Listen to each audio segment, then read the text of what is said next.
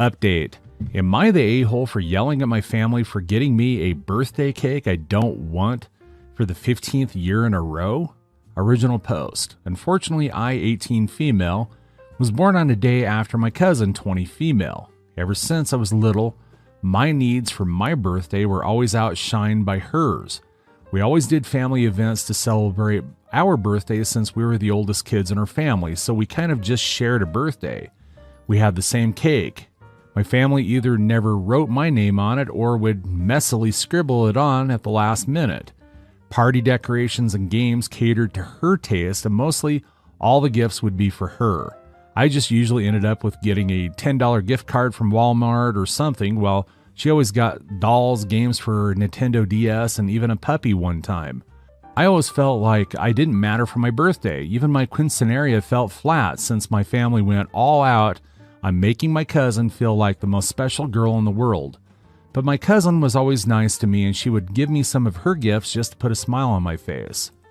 This year was my 18th birthday, and all my relatives were gathered in one place to celebrate me and my cousin's birthdays. My mother had promised me my own separate cake, and it will be an Oreo ice cream cake, my favorite cake, so I was excited. When my family got together to blow out the candles and sing happy birthday, my cousin and I got in our respective spots. They started singing while my mother brought a cake to the table and placed it in front of my cousin. It was a strawberry cheesecake. After we got done singing, my cousin blew out her candles and everybody clapped. My aunt started to cut the cake, and I would audibly ask about my cake. My entire family looks confused, and they all say, "This cake is for the both of you." My cousin spoke up saying, "But it only has my name on it." I looked to my mom, who had a "what" expression on her face. I asked about the cake, and she told me, "You don't need the extra sugar." At that point, I just lost it, screaming at my family members, calling them all a-holes. I cried about this is the 15th year in a row that they left me out and forgot about me, and how they ruined my birthday by always prioritizing my cousin. My cousin and little brother also jumped in and defended me, saying that I am always never thought of. My abula had the audacity to deliberately interrupt me, telling me to sit down and stop yelling. Through anger, I yelled that I never wanted to see any of them again and stormed off. My cousin and brother followed me, all comforting me while I cried my eyes out. This happened a few days ago, and I've been receiving angry messages from my family members calling me an ungrateful bee. I'm at my cousin's apartment right now writing this, all while texting my little brother to vent. Reddit, am I the a-hole for yelling at my family for not giving me the cake that I've always wanted for nearly my entire lifetime? Now for some comments before reading the update. Not the a-hole, this was years of resentment piled up. This family put stress on not only you, but also your cousin. It's good that you two seem to have a good relationship and can stick by each other, along with your brother. Yes, thank goodness the cousin sees the favoritism directed at her. That's the best part of this. The cousin sees it and defends OP. It's sad and ridiculous that no one else sees the favoritism, though. Not the a-hole, OP. Stick to your brother and cousin, since they're your only real support that you have. I'm wondering if cousin's parents are making things happen for cousin, but OP's parents are slacking. OP spoke to her mom and asked for an Oreo cake and was told that she would get an Oreo cake. Then mom shows up empty-handed and makes an excuse that she doesn't need the extra sugar. Cousin gets a cake every year and someone scribbles OP's name on the cake cousin's mom probably bought. If I was cousin's parent, I'd think I'd be irritated that for 15 years this other mom can't be bothered to lift a finger for her own kid. I absolutely understand what OP is feeling. My brother and I would often share birthday parties when we visited our dad in the summer, and every year my brother would get a chocolate or Oreo ice cream cake, my favorite, and every year I'd get a lemon custard fruit cake, which I never ate because it legitimately makes me gag. Even though my situation was much less severe than OP's, I still have some pretty intense frustration surrounding it. And I swear, if I get another damn fruitcake next time we celebrate, I am honestly going to lose it. My partner's family did a better job of getting me my favorite cake than my own. It seems small, but it means a lot to be shown that you're appreciated on your birthday. Not the a-hole. Your family seems toxic. It's also kind of shocking that your own parents are giving your cousin priority over you. I don't know if it's to the point of completely severing them from your life, but it sounds like it's close. If you still live with them, you might want to consider looking for a job so that you can move out, or if you're going to college, get some student loans and moving out with that money. You've just turned 18, so it might not have sunk in yet, but you can literally do or get yourself whatever you want now. You don't have to put up with them or listen to them. Also have your future birthday parties with your friends and specifically tell your family they are not invited. Edit. After reading the replies, my cousin and I have made the tough decision to block all the toxic family members and go non-contact. I'll be living at my cousin's apartment now, and we're working on finding me a job. Final edit. I won't be responding to any more comments, but just know that I'm in a safe place right now, and we're working on where to go from here, not just a job, but finding a way to afford college for me and such. Thank you, Reddit. There might be an update post soon since a lot happened after the drama of going no contact. Now for the update. Hello, everybody. Teresa here. A lot has happened within the last 5 months of the incident and what was supposed to be my 18th birthday party. There were many ups and downs that just mentally drained me. All right, first off, I blocked my family members, the toxic ones at least. A lot of commenters suggested this, so I took this as the best course of action. I've been receiving call after call from family members chastising me for making a scene and breaking my cousin's trust with them. My cousin was appalled by their behavior towards me and decided to cut them all out. I've been living with my cousin for about a month after that point. I was able to get a job and help out just a little. I started taking online classes and saving up some money for my own apartment because I felt like I was being too big of a burden for my cousin. My cousin tried to stress that I was welcome to stay as long as I needed, but I told her that I was ready to leave everything behind. Back in October, I was packing some things up to get ready to move. My cousin told a family friend about this and said, friend told my mother, who reached out to me on a burner account on Instagram asking if we could meet up and talk. My heart ached when I realized who it was. I haven't heard from my mother for about 4 months at that point, so I was admittedly skeptical. This may have been a dumb move, but I agreed to come, under the condition that my cousin assisted me. We met up at a local restaurant and I saw my mother for the first time in months. She looked depressed and lost a lot of weight, and seemed happy to see me. For once, she tried to hug me, but I stopped her. She respected that. We sat down and began to talk, catching up with everything. At the end of the conversation, she apologized and asked if we could start things over. As much as I wanted a relationship with my parents, I just told her that I couldn't forgive her for the past 15 years of always making me feel unimportant and making me feel worthless after all this time. I told her that for once in my life, I was legitimately happy and that things would be better if we never spoke again. My mother surprisingly didn't contest this. She just hung her head and paid the bill. That happened a month ago. As of right now, I've moved far away from home halfway across the country. I'm still no contact with my parents and toxic family members. I live in a small apartment and I have a decent job as a waitress. My cousin, little brother, and I chat time to time and we're still doing as great as ever. It's a bit quiet here, so I might adopt a puppy soon.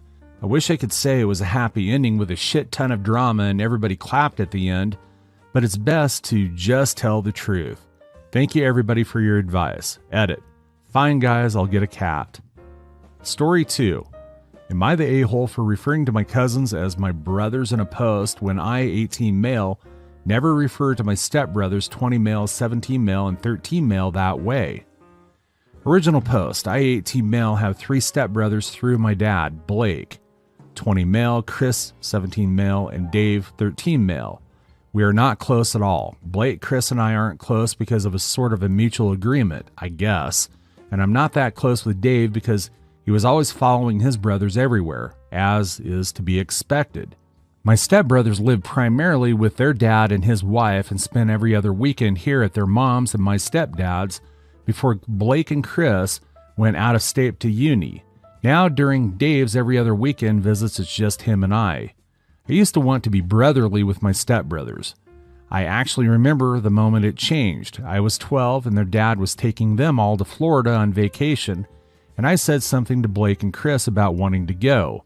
And Chris responded that it's a brother's trip only for brothers, so I can't go, and Blake laughed. That hurt, but something switched at that moment. I stopped caring since that day. When they are here, I coexist and generally try to make plans with my friends to stay away from home. If it wasn't a forced family thing by dad's stepmom, I didn't hang out with my stepbrothers. Cut to the present day. We just aren't close. They came over for Thanksgiving to see their mom. I said hey and went to my room. Chris came in to talk to me to say that Dave was upset about my Instagram post. It was a picture of me and my cousins from last night and a caption about them being the best brothers. Truly, I didn't even know Dave had me on Instagram. I don't think the other two do, but I don't know. It was not a slight at my stepbrothers. I honestly wasn't thinking about them at all and told Chris that. Chris started talking about how the four of us are brothers. And I said we weren't. He said, of course we are. And I was like, no, we aren't. And I reminded him of how they excluded me growing up. His brother's trip comment and us not being friends. He called me petty for holding on to old grudges. He wanted me to apologize to Dave, and I told him I wouldn't. We got into an argument with him insisting I apologize and move on. It ended with Chris leaving my room saying this is why they never liked me. And I shouted back at him, my cousins like me, so I have all the brothers I need, which Dave heard, and my stepbrothers left soon afterwards. And then Blake texted me to ask to talk tomorrow and said Dave is really upset. Am I the a-hole for calling my cousins my brothers in a public post that my stepbrothers could see? Should I have apologized and talked to Dave? Now for the comments. Not the a-hole. They asked and you gave them an explanation, which to be honest is really reasonable in my opinion, and they brushed off your feelings. They said, this is why we never liked you. There is probably some truth to that, and although your stepbrother is hurt, I would tell him, wow, imagine how I felt back then. It changed the dynamic of our relationship and all you saw it, but didn't seem to care then, but now you do? No, you care because my comment hurt your brother's feelings. Yet, if I was your brother, you would care about how you hurt me.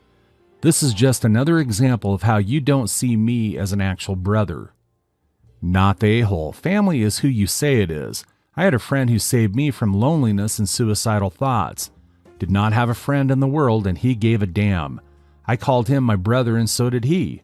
Decades later, I do not speak to him at all. Quick side note, do not ever go into business with friends. OP. Sorry to hear about you and your friend. My cousins have always treated me like a brother. I'm even in their brother group chat. The caption really was just about how much I appreciate them. I had a bad day yesterday, unrelated to anything in this post, except maybe me being in a bad mood today. But one of them drove 40 minutes to pick me up and take me to dinner to cheer me up. You are the a-hole. Dave wasn't involved in why you feel the way that you do. What you did is the same thing the two older stepbrothers did to you. Dave is 13 and it sounds like he was approximately 7 when the older brothers treated you badly. Most definitely you are the a-hole. When someone slaps you, that doesn't give you the permission to slap someone else. It might explain a reaction to the person who slapped you, but that's it. The circle of scream is a terrible thing. Edit. Let me be clear, your post itself isn't all the problem. That was harmless. Your lack of desire to console your much younger stepbrother is what bothers me. Step up and be a role model. OP, do you mean by shouting I have all the brothers I need, or did I do something wrong with my Instagram caption as well, or maybe something else? Dave is clearly experiencing exactly what you experienced when his older brother said the mean stuff to you about the Florida trip, except it looks like he does care if you think of him as a brother. Up to you to decide what you want to do with that, but it does sound like a little uncaring to just dismiss his feelings. You didn't like it when yours were, did you? OP, I appreciate the reminder that I ended up treating Dave how Blake and Chris treated me, and the reminder to consider how that aid made me feel. I'm also older than Blake and Chris were when we had our fight, so I think maybe even more responsible. I apologize to Dave. Now for the update. Update 1. So I talked to Chris today, which was surprising because I didn't think we would talk about what happened. just sort of move on like we usually do and not acknowledge it. But Chris did apologize and we talked, and specifically about Dave, and you're right, I will talk with Dave. I feel bad for upsetting him. I didn't think Dave and I were that close, but Chris informed me that Dave considers us close. He tells them about the stuff that we would do together, which is not a lot because I didn't think he cared to hang out with me. But apparently it means everything to him. Every time I've taken him somewhere or got him food or watched a movie, this is what he's told them. I think a large part is obviously Chris and Blake being away at the university now, while I live at home and attend a university, so there's space for us to bond because honestly, before they left, Dave was always stuck under them, which I get. Those are his brothers. He lives with full time, but he really cares for me. I feel terribly about making him feel rejected, and so I will speak to him, as seriously was not trying to hurt any of them with the post, especially not Dave. Update 2. I spoke with Chris first the next day. He called me. It was a surprise because I figured we would just move on and not talk about the fight like we usually do, but in talking with Chris, I did learn that Dave really cares for me, which is something I didn't appreciate before. Chris told me about how Dave tells them about everything that we do together, about how he values our time together while Chris and Blake are out of state. I'm the older brother Dave still has here, and I didn't realize how important I was to him. I did apologize to Dave and told him that I would like to do more stuff with him and hang out more, if he's open to it. He said he was. During his weekends, here I'm going to make sure that we do at least one thing, just him and I, each time, because that's what he's asked for. Story 3. Am I the a-hole for refusing to wrap the gifts my ex got our son? I, 26 male, have a 6-year-old son, Ollie, with my ex, Caitlin, 26 female. Caitlin has not been actively involved in the past 4 years by her choosing. She hasn't seen Ollie in a year. I have sole custody by court order. Caitlin is supposed to pay child support. I have to harass her for it every month, threatening to go to court until she pays. I'm doing it all on my own otherwise. The day-to-day care, doctor's appointments, dance, soccer, school, nursing, every fever, soothing every nightmare, and I truly don't mind. I love my little boy.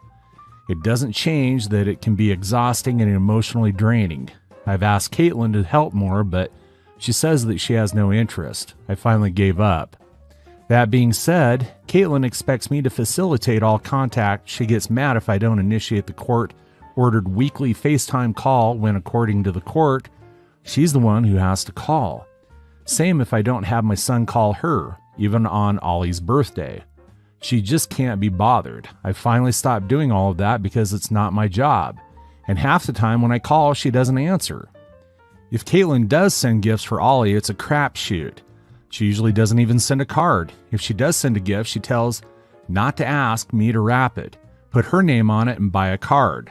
I did it in the beginning until this past birthday. Ollie is learning how to read and asked why his mom's card looks like the same as mine. I just said that I was helping his mom out, but that made me realize how much labor I was doing for Caitlin. My sisters told me to stop putting all the effort in it. If Caitlin sends gifts, don't wrap them. Tell Ollie they're from his mom, obviously, but no more gift tags or cards. A few weeks ago, Caitlin told me that she was buying off the wish list. She added she found them cheaper outside Amazon so that she'd be sending them herself. She told me to wrap them and get a card. I told her that she could do that. She pointed out that I was already wrapping gifts. I asked if she was wrapping gifts for her boyfriend, family, etc. She said yes, but I could do this for her. I told her no, put some effort in and just wrap them as well as write a card herself, or at least just put a gift tag. But if she doesn't, I'll just give them to Ollie as an on Christmas morning and say they're from mommy. I don't think he'll care that they're unwrapped. He'll be happy just to get what he wanted. Well, Caitlin called my bluff and sent them unwrapped. I put them in the closet and planned to put them out as is on Christmas morning. Caitlin texted me a reminder to wrap them, and I said, I already told you what I was doing. I'm doing all the work for you. If you want to put in the effort, you could. I added that she lives 45 minutes away. If she wanted, she could come down and wrap them herself. Maybe even give them to Ollie herself. She said I was being a jackass and hung up. I'm starting to wonder if I should just wrap them, but also I'm just so tired of taking up for her. Am I the a-hole? Now for the comments. Not the a-hole. You're being perfectly reasonable, been good to Ollie, and you're a loving and considerate dad who has done with all the not phoning it on her part. You can't protect Ollie from who is mom or is from what she chooses to do or not do forever. The honesty policy is a good one. Ollie might never get any satisfactory answers or honest ones from his mom, and she may never take responsibility for being willing to put in effort for her boyfriend, her other family members, but not care enough to wrap Ollie's presents or get him a card. Carrie and Lowell is a beautiful album. If you are ever in a place where you have enough distance, or your son does, when you or y'all can take it in.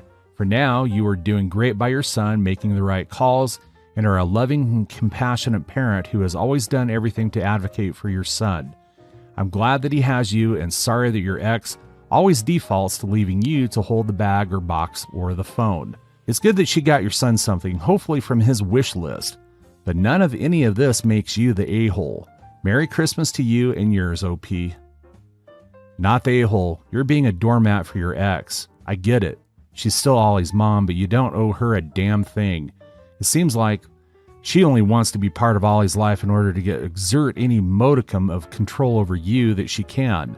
The court has laid out how every interaction is to happen. You don't and shouldn't have to do anything other than what is outlined in the custody agreement.